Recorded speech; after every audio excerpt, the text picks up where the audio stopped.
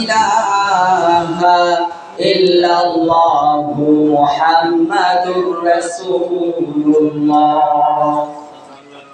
সাল্লাল্লাহু আলাইহি ওয়াসাল্লাম। আল্লাহ পাক রব্বুল আলামিনের দরবারে অসংখ্য অগণিত নিয়ামত আর শুকর যে আল্লাহ রব্বুল আলামিন ইজ্জত আর সম্মান এবং ধর্মপ্রাণ মুসলমান হিসাবে মানুষ জাতি হিসাবে বানাইয়া আল্লাহর মসজিদে আসার এবং বসার তৌফিক দান করেছেন। সবাই বলে আলহামদুলিল্লাহ। সম্মানিত মুসল্লিয়ানে কেরাম,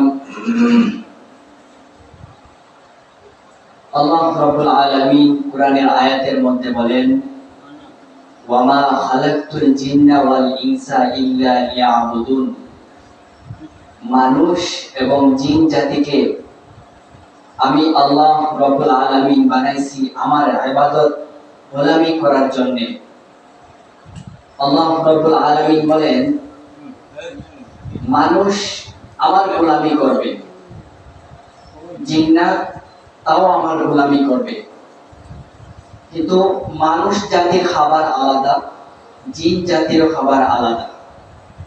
আল্লাহ রাব্বুল আলামিন প্রত্যেকটা জাতিকে, প্রত্যেকটা গোষ্ঠীকে আলাদা আলাদা খাবার তৈরি করে খাবার দিয়ে আমাদেরকে দুনিয়ার বুকে পাঠাইছে।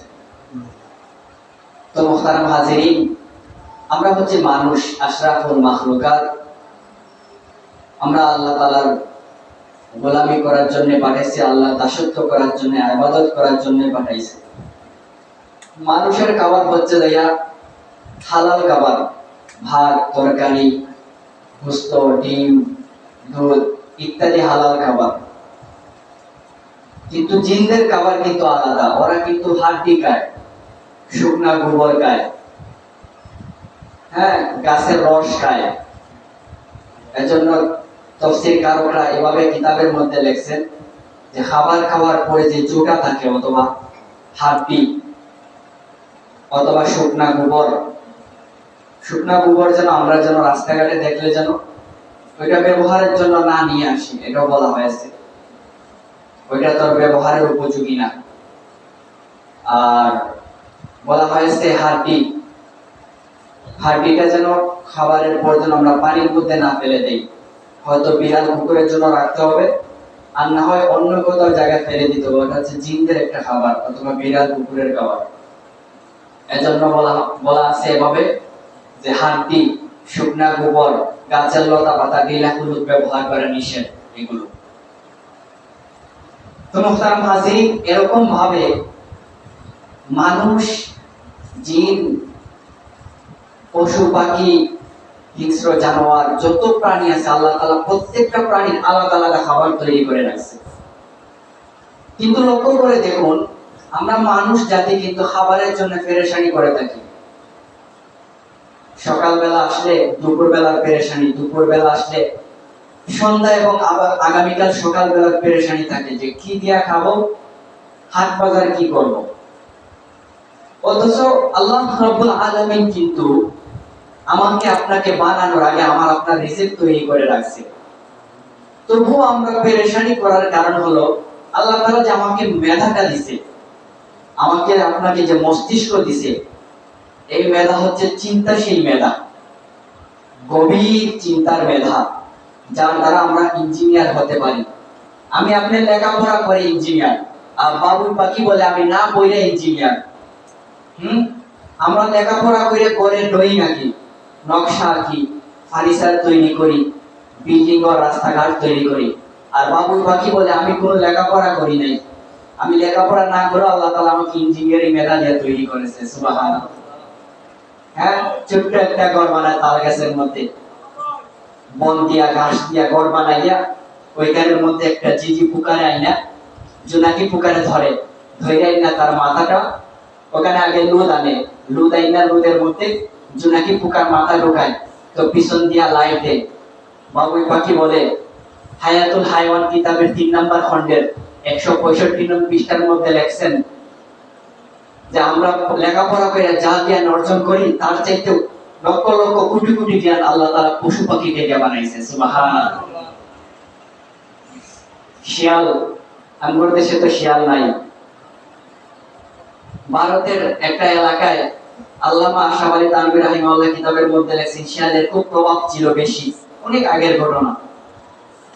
তো শিয়ালে কি করতো, হাড়ি পাতিল নিয়ে যায়, ঘরের মধ্যে বাচ্চা থাকলে বাচ্চা নিয়ে যায় খাবার না দিলে। তো এলাকার মানুষ কি করছে, বিষ মাখাইয়া বাচ্চাদের শিয়ালটারে আমরা মাইরা ফেলতে পারি, 2-3টা শিয়াল আছে।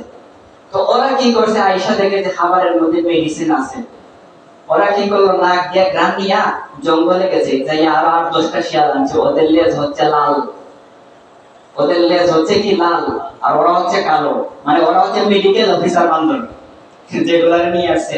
তো ওদেরকে আনার পর ওরা পরামর্শ দিল যে এই এই গাছের পাতা মিশাইয়া আর খাবার খাইয়া লাগি একটাও শিয়াল মরবি না।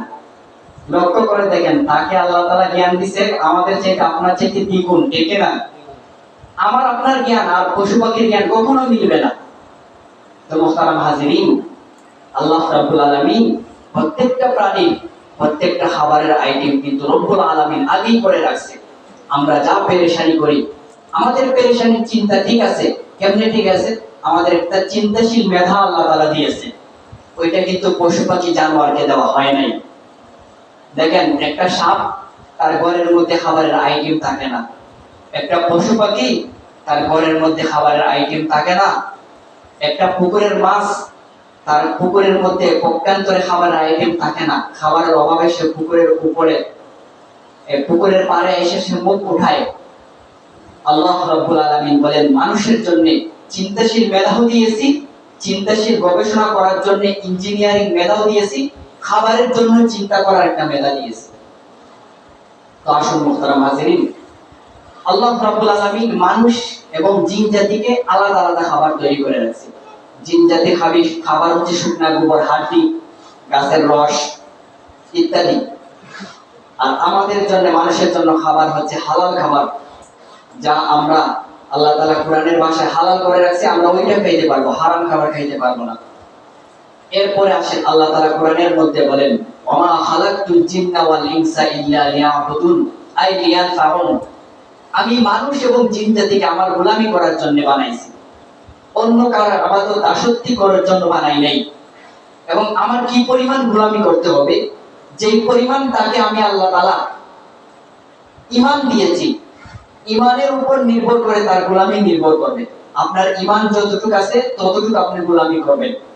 ইয়াকিন আর বিশ্বাস, তাওহীদের দ্বারাই আমাদের গোলামির উপর নির্ভর হয়, আল্লাহ তাআলার গোলামির উপর নির্ভর, অন্য কোনো কিছুর উপর নির্ভর হয় না। আমি আপনাদের সামনে যে আয়াত পাঠ করেছি, ওয়াল্লাযীনা আমানু আশাদ্দু হুব্বান লিল্লাহ ওয়া ইন কুনতুম তুহিব্বুনাল্লাহা ফাত্তাবিউনি ইউহিব্বুকুমুল্লাহ। যদি আল্লাহকেই ভালোবাসতে হয় একান্তভাবে, তাহলে আল্লাহকে ভালোবাসার আগে ভালোবাসতে হবে নবীকে। কেননা এই নবীর দ্বারা দু জাহানের সরদার সাইয়্যিদুল মুরসালিন খাতামুন নবিয়্যিন আশরাফুল আম্বিয়া নবী, আনা খাতামুন নবিয়্যিন লা নবিয়্যা বাদি, ওই নবী, শেষ নবী, রাহমাতুল লিল আলামিন যদি না আসতো পৃথিবীর বুকে, বাবা আদম থেকে নিয়ে আজ পর্যন্ত কোনো কিছু সৃষ্টি হইতো না এই পৃথিবীর বুকে। সুবহানাল্লাহ।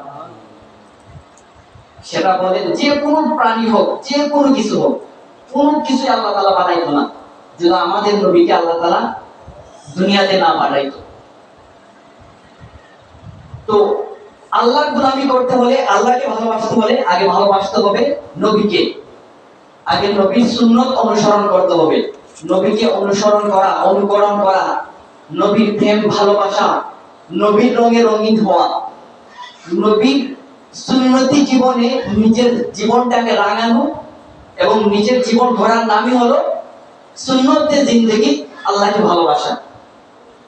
আর না হয় কখনো আল্লাহ তাআলার সঙ্গে সম্পর্ক করা যাবে না। আমি যদি সারা জীবন আল্লাহর গোলামি করি, বলতে শুধু ফরজ বিধান মানি, শুধু ফরজ মানি, সুন্নতের ধারে কাছেও নাই, দাড়ি রাখি না, টুপি পরি না, পাঞ্জাবি গায়ে দেই না, দাঁড়াইয়া প্রস্রাব করি, নামাজের দাঁড় পিরিটি, কিন্তু ফরজ পড়ি, সুন্নত পড়ি না, সালাম দেই না, মুরব্বিদেরকে সম্মান করি না, আদব আখলাকের সাথে আমার কোনো কিছু ম্যাচিং হয় না, তাহলে জেনে রাখবেন আপনি আল্লাহ তাআলা শুধু ফরজ বিধান মানছেন, ওই যে কালেমা, নামাজ, রোজা, হজ, যাকাত, কালেমা পড়ছেন, ঈমান আনছেন, নামাজ পড়ছেন শুধু ফরজ, রোজা রাখছেন ফরজ, ফরজ আমল করছেন, মূলত সুন্নতের ধারে কাছে যান নাই, কখনো আপনি জান্নাতে যেতে পারবেন না, কখনো না। এই যে আমরা বলি না, যারা ধর্মপ্রাণ মুসলমান আমরা সুন্নি, কিন্তু আমার আপনার কাছে সুন্নতের রঙই জীবন নাই। আমি মুসলমান, আমার কাছে নামাজ নাই। আমি মুসলমান, আমি রোজা রাখি না। আমি মুসলমান, আমার কাছে আদব আখলাক চলাফেরার মধ্যে আমার মুসলমানের কোনো বিষয় ফুটে ওঠে না। কখনো আপনি মুসলমান পূর্ণাঙ্গ রূপে হতে পারেন নাই। যদি পূর্ণাঙ্গ রূপে মুসলমান হতেই হয় একান্ত ভাবে, আল্লাহর হাবিব আল্লাহ তাআলা কোরআনের মধ্যে বলেন ফাত্তাবিউনি, অনুসরণ করো, অনুকরণ করো কাকে? আগে আমার বন্ধুকে অনুসরণ করো। ওয়াল্লাযীনা আমানু আশাদ্দু হুব্বান লিল্লাহ, হুব্বুন শব্দের অর্থ কোরআনের মধ্যে আসছে, তাফসীর কালামরা আছে প্রেম নয়, ভালোবাসা, সম্পর্ক আল্লাহর সাথে। ওয়াল্লাযীনা আমানু, আল্লাহর সাথে ঈমান আনয়ন করো, সুন্নতে নববীর সাথে অনুকরণ করো, জীবনটাকে এমন ভাবে সাজাও যেভাবে সাজাইলে মৃত্যুর পর আল্লাহর হাবিবের সুপারিশের সাথে সাথে যেন আল্লাহ তাআলা আপনাকে জান্নাত দান করে। সুবহানাল্লাহ। আল কবরু রাউযাতুম মির রিয়াদিল জান্নাহ, আল হুফরাতু মিন হুফারিন নার। আল্লাহর হাবিব বলেন হাদিসের মধ্যে, কবরটা কার জন্য জান্নাতের বাগান হবে, কার জন্য জাহান্নামের একটা গর্ত হবে। তবে মৃত্যুর পর দুনিয়া ক্ষণস্থায়ী জিন্দেগি, আল্লাযী খালাকাল মাউতা ওয়াল হায়াতা লিয়াবলুয়াকুম আইয়ুকুম আহসানু আমালা। দুনিয়া হলো পরীক্ষার হল বাবা। দুনিয়া কিন্তু আপনার নির্দিষ্ট জায়গা না যে এই জায়গার মধ্যে বসবাস করতে হবে, এইখানেই থাকতে হবে, না। দুনিয়া হলো পরীক্ষার হল। আল্লাযী খালাকাল মাউতা ওয়াল হায়াত, দুনিয়াতে একটা মরণ আছে, আখিরাতে একটা হায়াতি জিন্দেগি, লম্বা হায়াত আছে। আল্লাযী খালাকাল মাউত ওয়াল হায়াত, এরপরে হায়াতি জিন্দেগি আছে বাবা। ওই জিন্দেগির মধ্যে যদি নেক আমল নামা নিয়ে যাইতে পারো, আল্লাহর বিধান নবীজির সুন্নাত মতো নিজের জীবনটাকে সাজাইতে পারো, আখিরাতের আমল নামা দিয়ে যদি বুঝাইতে পারো, সুন্নতে নববীর জিন্দেগি সাজাইতে পারো, ওয়াল্লাযীনা আমানু আশাদ্দু হুব্বান লিল্লাহ, সম্পর্ক ঠিক আল্লাহর সাথে হবে, আল্লাহর হাবিবের সাথে হবে। একদিন না একদিন বন্ধু বলতে আল্লাহর হাবিব রাহমাতুল লিল আলামিন সুপারিশ কইরা জান্নাতে নিবে। সুবহানাল্লাহ। সুপারিশ পাইতে হবে। আল্লাহর হাবিবের সাহাবী হযরত মুআয ইবনে জাবাল রাদিয়াল্লাহু আনহু, আল্লাহর হাবিব ইয়ামান দেশের গভর্নর হিসাবে, আমির হিসাবে তাবলীগের উদ্দেশ্যে পাঠাইছেন। পাঠানোর আগে মুআয ইবনে জাবালকে নসিহত করেছিলেন, এই মুআয ইবনে জাবাল, সব সাহাবীদেরকে তো আমি এক এক রাষ্ট্রে, এক এক দেশে, এক এক গ্রামে, এক এক মহল্লায় দ্বীন কায়েমের জন্য পাঠাইছি, তোমাকেও কিন্তু হিজরত করতে হবে শুধু ইয়ামানবাসীর উদ্দেশ্যে। মুআয ইবনে জাবালকে নসিহত করতেছেন, এই মুআয ইবনে জাবাল, ইয়ামান দেশের উদ্দেশ্যে তোমাকে পাঠাইবো, তবে ওইখানের মধ্যে দ্বীন কায়েম করতে হবে, দ্বীনের বিজয় আনতে হবে। নসিহত করেন আল্লাহর হাবিব। মুআয ইবনে জাবাল আল্লাহর হাবিবকে বলেন, নসিহত করেন কেমনে দ্বীনের কাজ করব। আল্লাহর হাবিব বলেন, বেশি বেশি করে জিকির করবা, ওয়াল্লাযী, বেশি বেশি করে জিকির করবা, ইয়া আইয়ুহাল্লাযীনা আমানু যকুরুল্লাহা যিকরান কাসীরা, এমন ভাবে জিকির করতে থাকবা যেন মৃত্যুর পর তুমি হাইসা হাইসা জান্নাতে যাইতে পারো। সুবহানাল্লাহ। এই মুআয ইবনে জাবাল, আরেকটা নসিহত, শুধু জিকির করলে হবে না, দ্বীনের দাওয়াত দিবা পাড়ায়, মহল্লায়, গ্রামে। পুরা ইয়ামানবাসী যেন তোমার কাছ থেকে দ্বীনের দাওয়াত পায়। শুধু ইয়ামানবাসীর উদ্দেশ্যে মুআয ইবনে জাবালকে আল্লাহর হাবিব মদিনা থেকে ইয়ামানবাসীর উদ্দেশ্যে পাঠাইছেন। এভাবে সব সাহাবীদেরকে আল্লাহর হাবিব এক একটা রাষ্ট্রে, এক একটা দেশে, এক একটা গ্রামে দ্বীন কায়েমের জন্য পাঠাইছেন। নসিহত করতেছেন, বেশি বেশি করে জিকির করিও, বেশি বেশি করে দ্বীনের দাওয়াত দিও, 5 ওয়াক্ত নামাজ পড়িও, দ্বীন কায়েমের জন্য তোমাকে যুদ্ধ করতে হবে, নিজের জীবনটাকে সুন্দরভাবে গোছাইয়া নিতে হবে। এই মুআয ইবনে জাবাল শুধু তা না, এমন ভাবে চলতে হবে কাফের বেঈমানরা তোমার উপর অনেক অসন্তুষ্ট হবে, তোমাকে কষ্ট দিবে, খাবারের কষ্ট দিবে, ঘরবার ভাঙচুর করবে, দ্বীনের দাওয়াত দিতে যায় তারা তোমাকে অনেক সময় দ্বিখণ্ড করতে পারে। এই মুআয ইবনে জাবাল, মন ঘাবড়াইও না, দিল ভাঙিও না, আল্লাহর প্রদত্ত ধ্বনি নিয়ে আমি বিশ্ব নবীকে স্মরণ রাখে তুমি দ্বীনের দাওয়াত দিবা। মুআয ইবনে জাবাল নসিহত গ্রহণ করছে। আল্লাহর হাবিব মদিনার বর্ডার থেকে, মদিনার নবীজির রওজা শরীফ থেকে মুআয ইবনে জাবালকে উটের পিঠের মধ্যে উঠাইছে। উটের পিঠের মধ্যে উঠাইয়া, মুহতারাম হাজিরিন, আশ্চর্যের ব্যাপার হলো মুআয ইবনে জাবাল উটের পিঠের মধ্যে বসে আছে। উট কিন্তু নবীর চাইতে উঁচা ছিল, মাথা বরাবর ছিল। কিতাবের মধ্যে লেখেন নবীজি মুআয ইবনে জাবালকে উটের পিঠে বসাইয়া আল্লাহর হাবিব হাঁটতেছেন, মুআয ইবনে জাবাল উটের পিঠের মধ্যে বসা নবীজি নসিহত করতেছেন। এই মুআয ইবনে জাবাল, সুন্দরভাবে জীবন কাটাইবা, ধৈর্যের সাথে জীবন কাটাইবা। ইয়ামানবাসী কষ্ট দিলে তুমি ইয়ামানবাসীকে কষ্ট দিও না। আল্লাহর হাবিব নসিহত কইরা কইরা মদিনার বর্ডারে চলে গেছেন মুআয ইবনে জাবালকে নিয়া। এমন সময় মুআয ইবনে জাবাল উটের পিঠে উঠা অনেক দূরত্ব বর্ডারে চলে গেছেন, নবীজি অনেকটা পিছনে আছেন, কেউ লেখছেন 10 হাত অথবা 20 হাত পিছনে আছেন। আল্লাহর হাবিব বলেন, এ মুআয, ইয়া মুআয, অনজুর কাইফা ইয়া মুআয, এই মুআয, আমি বিশ্ব নবীকে শেষবারের মতো দেখে দাও, আর আমার সঙ্গে কোনো দেখা হবে না, হয়তো মৃত্যুর পরে সাক্ষাৎ হতে পারে। এই মুআয, আর কখনো মদিনায় তোমার আসা হবে না, আর কখনো দ্বীনের খেদমত তোমার মদিনায় হবে না, হয়তো ইয়ামানবাসী ইয়ামান তোমাকে কবর দিয়ে দিবে। এভাবে যখন আল্লাহর হাবিব বলতেন, কিতাবের মধ্যে সুন্নতে আহকাম কিতাবের মধ্যে লেখছেন, যেই মাত্র আল্লাহর হাবিব বলেন, ইয়া মুআয কাইফা উনজুর, আমাকে একটু দেখে দাও, এই মুআয, আমি বিশ্ব নবীকে একটু দেখে দাও, এভাবে বলার সাথে সাথে মুআয ইবনে জাবাল উটের পিঠ থেকে লাফ দিয়ে জমিনের মধ্যে পড়া আল্লাহর হাবিবকে বুকের মধ্যে জড়াইয়া বসাইয়া আর বলতেছে, ওগো বিশ্ব নবী, ওগো দু জাহানের সরদার, ওগো রাহমাতুল লিল আলামিন, কেন আপনার সাথে সাক্ষাৎ হবে না? আমি কি ইয়ামানবাসী আমাকে মেরে ফেলবে, নাকি ইয়ামানবাসী আমাকে ওইখানে কবর দিয়ে দিবে? আল্লাহর হাবিব মুআয ইবনে জাবালকে বুক থেকে সরাইয়া চোখের পানি মুছা বলতেছে, এই মুআয কান্দিস না, চোখের পানি মুছে ফেল, আর কাঁদতে হবে না রে মুআয, তোমাকে যে ইয়ামানবাসীর উদ্দেশ্যে পাঠাইতেছি, ওইখানে তুমি দ্বীনের দাওয়াত দিবে, ওইখানে তোমার জীবন কাটাতে হবে, ওইখানে তোমার বাকি সময় কাটাতে হবে। আয় মুআয, যদি জামানার দূরত্ব থাকে, যদি জামানার দূরত্ব তোমার সাথে আমার থাকে, তবে সুন্নতের কোনো দূরত্ব নাই।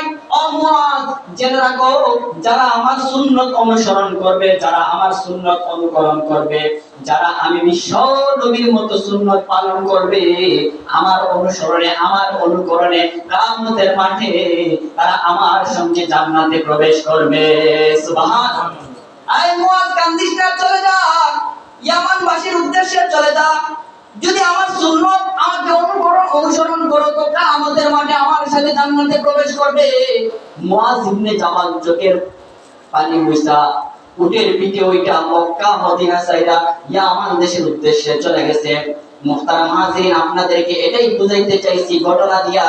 আল্লাহর হাবিব বলেন, যারা আমার সুন্নতকে অনুসরণ করবে, যারা আমার সুন্নতকে অনুকরণ করবে, তারা কখনো আমার থেকে দূরত্বতা বজায় রাখতে পারে না। আল্লামা তাকি উসমানী পাকিস্তানের বিশিষ্ট একজন বিচারপতি বর্তমানের, উনি ওনার আব্বাজানের ঘটনা লিখছেন। আল্লামা শফি ওনার ঘটনা লিখতে যায় বলেন, আমার আব্বাজান মদিনায় গিয়েছিলেন আল্লাহর হাবিবের কবর জিয়ারত করার জন্য। কবর জিয়ারত করতে যাইয়া আমার আব্বাজান দেখি, আমি নিজে স্বয়ং দেখতেছি, তাকি উসমানী বলেন, মদিনার নবীজির রোজার পাশে না যাইয়া একটু দূরত্ব বজায় রেখে পিলারের সামনে দাঁড়াইয়া আব্বাজান আল্লাহর হাবিবের রওজা মুবারকের মধ্যে সালাম দিতেছেন। হঠাৎ করে তাকাইয়া দেখি আমার আব্বাজান মাথাটা এভাবে একটু হালকা বাঁকা করে নিলেন। আমি আর কিছু বলি নাই। আব্বাজান যখন নবীজির কবর রওজা জিয়ারত করে আসলেন, আসার পর আমি জিজ্ঞাসা করলাম, আব্বা, আপনি যে নবীজির রওজা জিয়ারত করতে যায় এতটুকু দূরত্ব বজায় রাখেন, কাছে যাইয়া কেন জিয়ারত করেন না? আর হঠাৎ করে দেখলাম কানটা একটু বাঁকা করলেন, ঘটনা কি? হযরত শফি, মুফতি শফি বলতেছেন, এই তাকি উসমানী, বাবারে আমার আসল কথা তো ধইরা লাইছস।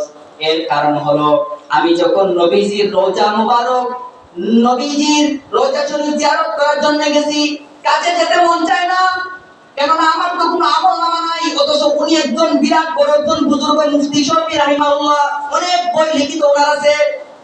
বলতেছে আমার কোনো আমল নামা নাই, নবীজির রওজার পাশে যাইবো আমার যে সাহসে দেয় না। আর মাথা কেন বাঁকা করছি জানোস নি বাবা?